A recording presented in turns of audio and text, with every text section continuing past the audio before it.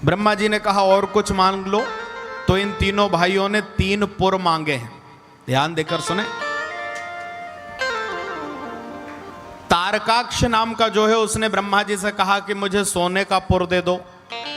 कमलाक्ष ने कहा मुझे चांदी का पुर चाहिए। और विद्युन्माली जो है उसने कहा मुझे महाराज लोहे का पुर चाहिए।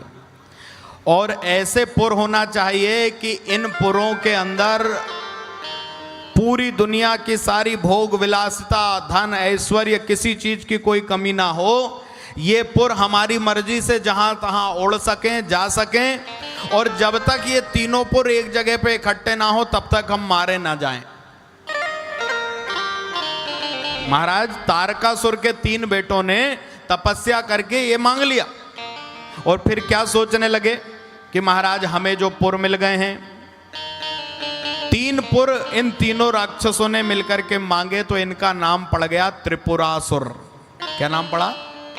त्रिपुरासुर। 3 भाई अलग अलग, और तीनों ने एक मीटिंग करी कि देखो अब हम साथ में कभी नहीं रहेंगे, तीनों के अलग अलग पुर रहना चाहिए। कोई उस लोक में रहे, कोई इस लोक में रहे, कोई उधर रहे, तीनों कभी एक साथ नहीं आएंगे और अब महाराज मारे भी नहीं जाएंगे।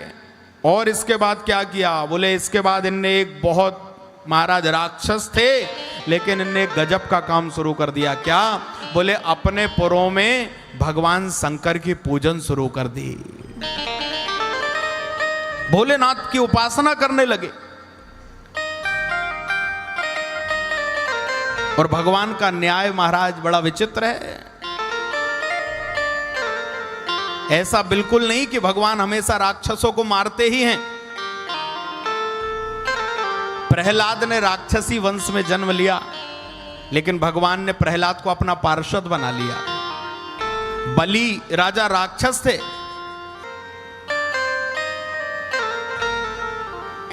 ये तीनों भाई भी भगवान शंकर की उपासना अपने पुरों में करने लगे, अपने घर में करने लगे। ध्यान देकर सुने महाराज। आकाश, स्वर्ग, भूलोक, अलग अलग जगह पर इनके पुर रहते हैं। और इन तीनों ने महाराज भगवान शंकर की उपासना तो करते ही हैं, लेकिन राक्षसी गुणों के कारण कभी अपने पुर को कहीं ले जाते, कभी कहीं ले जाते, कभी कहीं। और छोटे मोटे पुर नहीं थे। ये हमारा भोपाल शहर जितना बड़ा है उससे भी बहुत विशाल विशाल एक एक पुर था, जहां जाके जिस गांव शहर कस्बे के ऊपर रख दे मां गोविंदाय नमो नमः, कभी यहां कभी वहां कभी वहां, तीनों घूमा करते।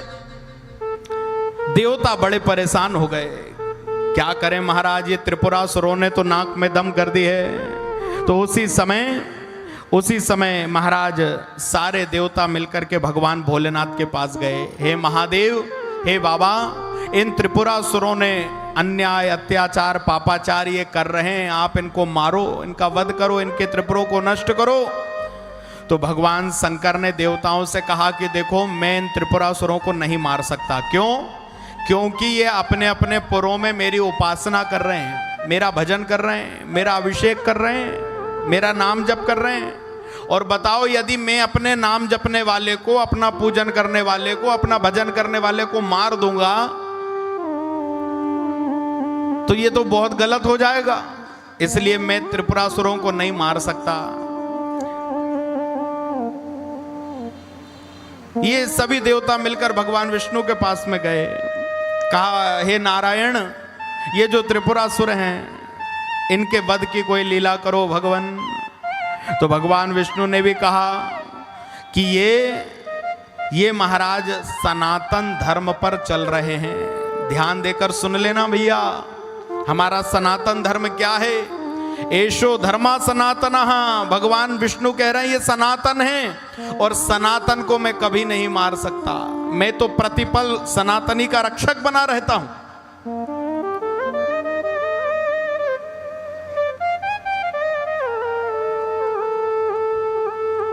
क्या है सनातन धर्म? किसे कहते हैं सनातन धर्म? तो पहली बात तो आप ये सुन लो कि दुनिया में धर्म, पूरी दुनिया में धर्म केवल एक ही है, और वो है सनातन धर्म। पूरी दुनिया में धर्म केवल एक है, और बाकी जितने हैं वो सब क्या हैं? बोले वो मजहब हैं, पंथ हैं, लेकिन धर्म केवल एक है और वो है सनातन। और सनातन धर्म हमें सिखाता है कि किसी ने हमारे लिए कुछ किया है। धर्म हमें कृतज्ञता सिखाता है। अपने माता पिता के लिए, अपने गुरुजनों के लिए, या पूरे जीवन में किसी ने भी हमारे लिए कुछ किया है तो उसके प्रति कृतज्ञ रहना सनातन धर्म है।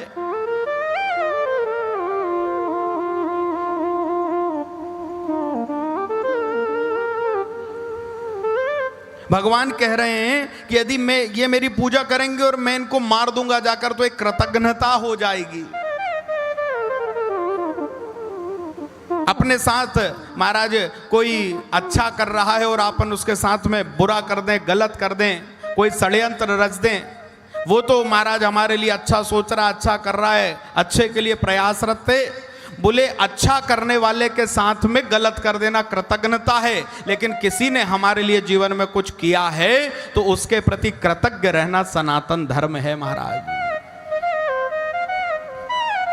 और हर एक सनातनी को ऐसा होना चाहिए।